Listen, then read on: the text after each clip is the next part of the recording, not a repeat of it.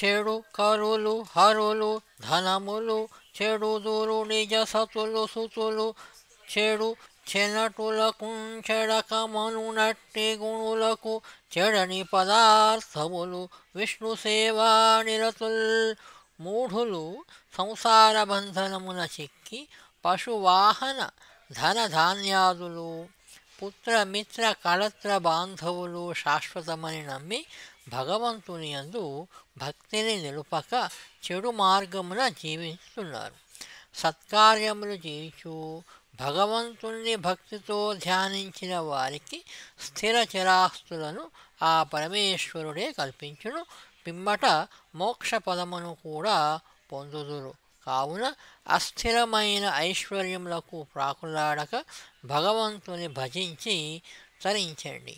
అంతటా సర్వములకు సృష్టికర్తయు భర్తయునైన విష్ణుమూర్తి కమలమును బోలు ముఖమును గల లక్ష్మిని చూచి ఇట్లు పలికినాడు.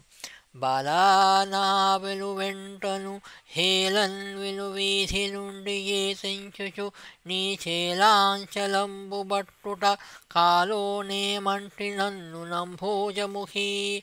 అంభోజముఖి అంటే కమలంబు బోలు ముఖము గలదానా, నా వెంబడి వచ్చినావు అంభోజాక్షి. ఆకాశ మార్గమున నా వెంట పరువెత్తి వచ్చి నీ పైట కొంగును విడవని నన్ను గూర్చి నీ మనస్సులో ఏమనుకున్నావో గదా అని అన్నాడు.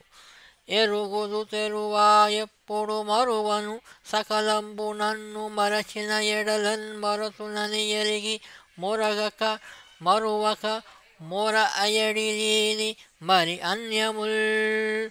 ఓ ప్రియకాంత, తెరువా అంటే ఓ మగువా, నన్ను మరవని వారిని నేను ఎన్నడూ మరువను. నన్ను విడిచిపెట్టిన నేనే కూడా విడిచిపెట్టుదును. నన్ను తలచేడి వారిని ఎల్లప్పుడూ రక్షించును. అది నీకు తెలుసును గదా. ఆ విధంగా అన్నాక ముకుందుని మాటలు విని చిరునవ్వు చిందించే ముఖారవిందంతో కూడిన ఇందిరాసుందరి గోవిందునితో ఇట్లా అంటున్నది.